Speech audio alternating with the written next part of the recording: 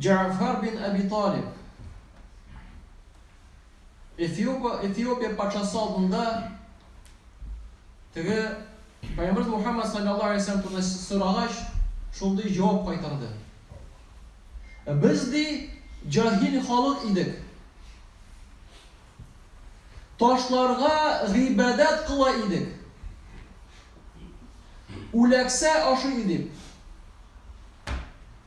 Tuğandakını üze idik.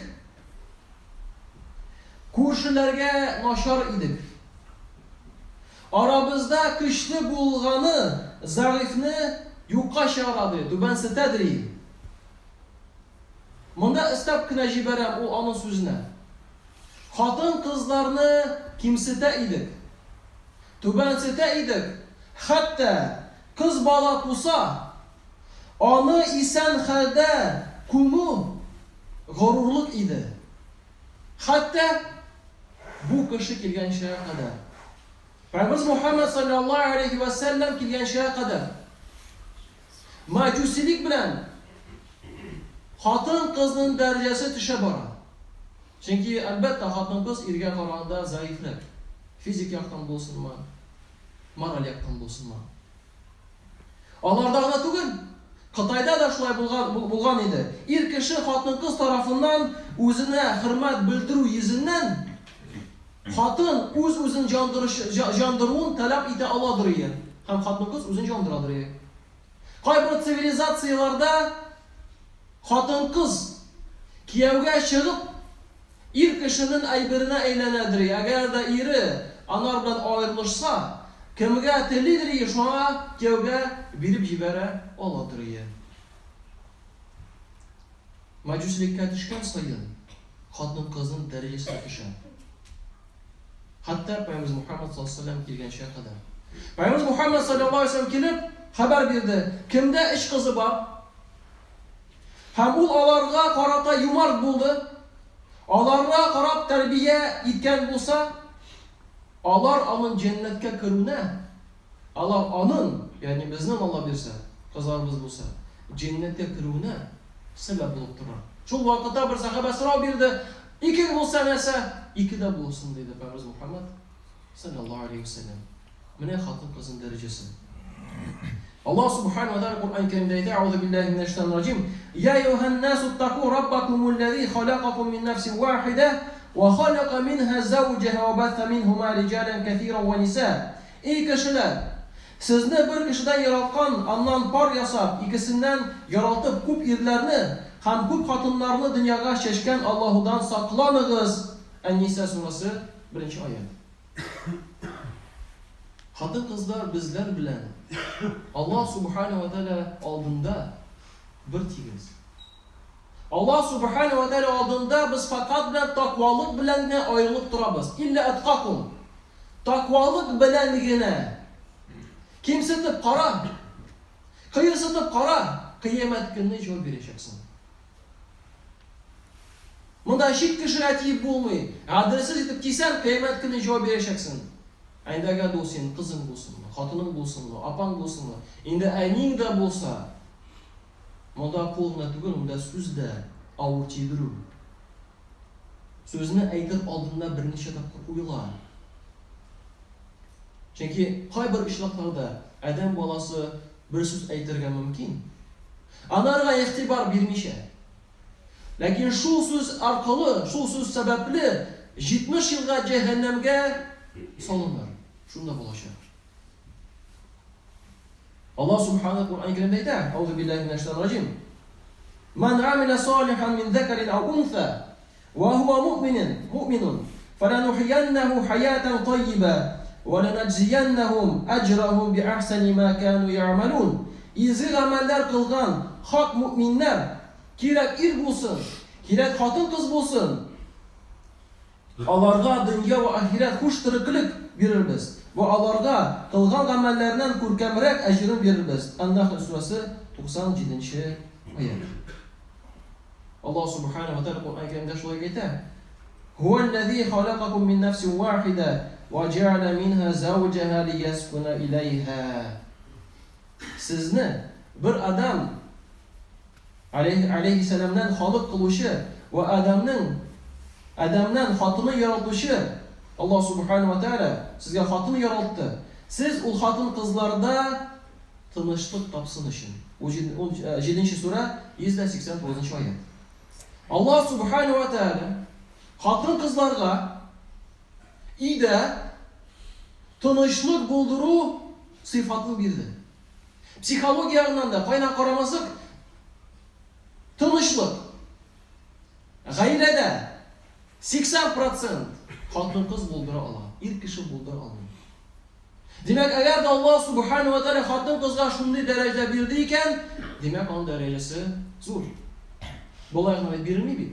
Agar Alloh taolo daraja berdi, u daraja, u ihsonlik berdi ekan, demak, u onun bilan agarda foydalansa, ajrin topa oladi. Kim oldinda? Alloh subhanahu va taolo oldinda. Qaraz nechik bizning dinimiz ilata yaxshi muomalada bo'ladi. Qay bir shaklarda bir-birimiz bilan ko'rishamiz, quchoqlashamiz, yilmayamiz. O qardoshim, ko'pasini ko'rdim, ko'rmadim, men seni ko'pman ishi xallaring, shod seni ko'rga, kuni bo'yida bo'lmading, iya qaytasingda. Kavkazlar aytar bit, лицо камень. Yuzi tosh. Bunda yilmaydi da yo'q. Matrumni xallaring da yo'q. Bunda tosh. Men aytmayman. Balki bunda xotin qizlarga ayib bordir, kim bilgan. Lakin biz o'zimiz ishini javob berishakmiz. Payg'ambar Muhammad sollallohu alayhi vasallam bir hadis aytadi: "Hamisining yilmayung o'zing qardoshingga, u sadaqa deydi. Xotiningga yilmaysan, sadaqa bo'lmaydi. Sadaqa bo'ladi."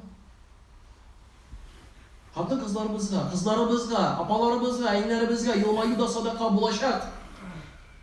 Bo'lmasda kerak. Ham qayshan deb Payg'ambar Muhammad sollallohu alayhi vasallam er kishi bir rizq olib qo'li bilan xotinning og'zina solsa, u da sadaqa bo'lashadi. Bu bir jamoat xotin qizlarga yaxshi muomalada bo'luv turida so'z boradi to'g'rimisan?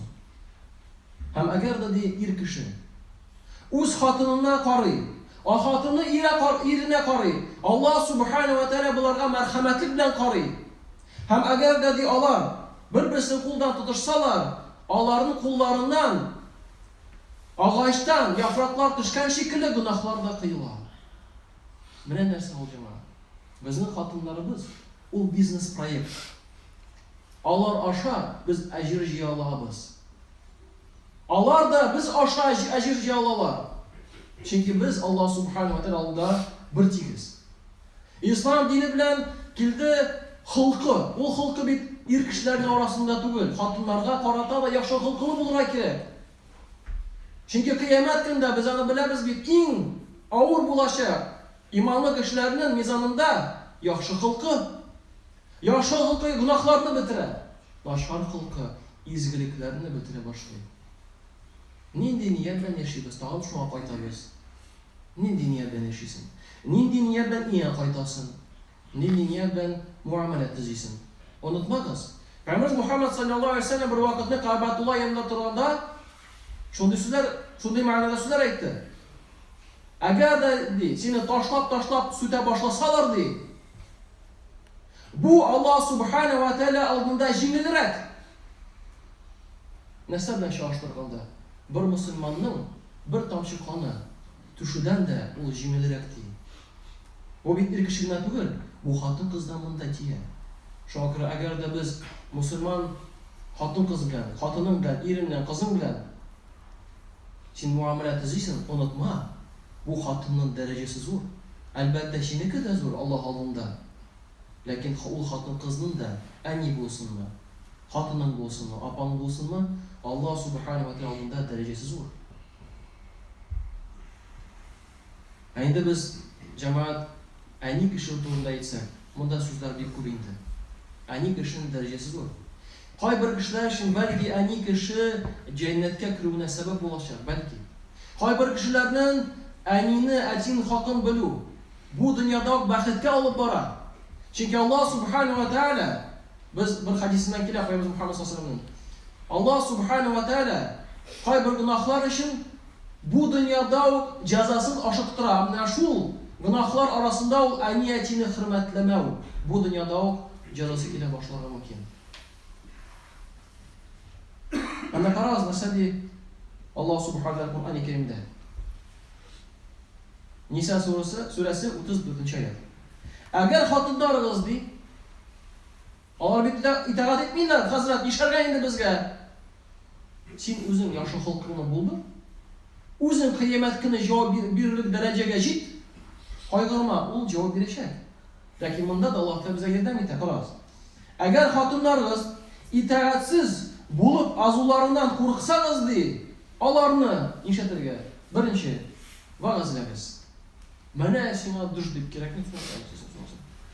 Айша радиллаһу анха әйтә, Пәйгамбер Мөхәммәд саллаллаһу алейһи ва саллям бер хатынга да кул күтәрү булмаган.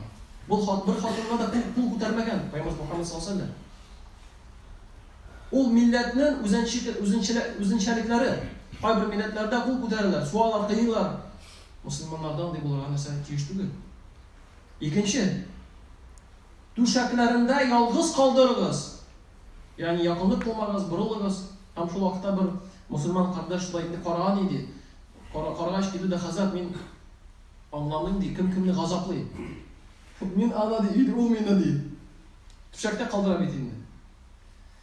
Ә менә монда җәмәгать гаип бездә. Мин сезгә әйтәм бишә. Менә исегездәме бала чакта, әгәр дә әнияти безгә үпкәләүне белдерсәләр, ничек безгә авыр иде йөрәктә? Ни өчен?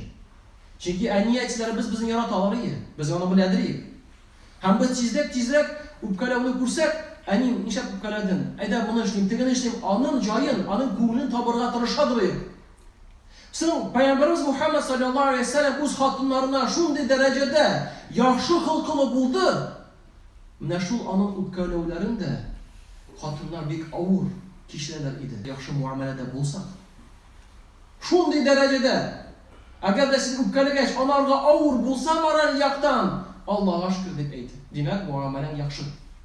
Әгәр дә син борылдың да киттең, яры кит дисә, бу димәк инде син муамәләң нәрсәдер монда храмай. Яхшы турга кирәк. Һәм дәвамда әйтәм инде, өченче сугыгыз ди. Хәзер нәрсә сугырга? Бүрәнә беләнме? Кул беләнме? Юк инде. Ибн Аббастан сорагач, ничек сугырга дигәч, теге мисвак бар, тешне чистартабыз, менә шуны таяк. Менә шуның белән диде. Ягъни кыйнау ислам динендә юк.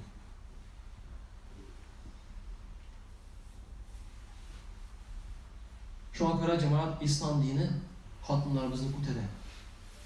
Зур дәрәҗә бирә. Тигезлек ир кеше белән. Ул аска кирәк. Әлбәттә ул хатын кыз. Ләкин ул шундый кеше. Аларда вазифалары бар. Без аларның вазифаларын үтәргә ярдәм итәргә тиешбез, күпме булдыра алабыз. Һәм алар да безгә ярдәм итәргә тиешләр. Әгәр дә без бер-беребезне Аллаһ ризалыгы өчен яратсак. Чөнки әгәр дә бер мусульман икенче мусульманны Аллаһ ризалыгы өчен яратса, шул вакытта уланырга бу дөнья гына түгел, киләчәктә дә җәннәткә керүен тели. Һәм 100% сезгә әйтәм, ахырда. Бер ир кеше дә, бер хатын кыз да киноларда күрсәткән мәхәббәтне теләми. Бу ялган. Һәрбер ир кеше тели аны Аллаһ ризалыгы өчен яратылуын. Һәрбер ир кеше аңламаса да, ир кеше тели аны Аллаһ ризалыгы өчен яратсыннар өчен. Чөнки әгәр дә Аллаһ ризалыгы өчен яраталар, тырышалар анарга ярдәм итәргә. Нәрсәдә? Аллаһ Субханаһу ва Тааля якын барга, якынлашырга. Һәм хатын кыз да шулай. Бер хатын кыз да үзе аңламаса да, кинодагы мәхәббәтне теләми. Ул тели аны Аллаһ ризалыгы өчен яратсыннар өчен. Чөнки әгәр дә син аны Аллаһ ризалыгы өчен яратсаң, анарга җәннәткә керергә ярдәм итәсең. Аманы ярдәм итсәң син, аны бу дөньяда да бәхетле итә аласың. Аллаһ Субханаһу ва Тааля һәрберебезгә насыйп итсә иде, бер-беребезне Аллаһ ризалыгы өчен яратырга, bir-birimizga yordam etishirga, bilim bilan ishlarga. Chunki biraz u so'zlarni Umar ibn Abdulaziz shunday so'zlar bizga aytadi, kimda kim bilimsiz bir ish ishlar ekan, u foydaga qaraganda ko'proq ziyon keltirar ekan. Subhanakallohu va bihamdik, la ilaha illa anta, astagfiruka va atubu ilayk. Vallohu samiu duo.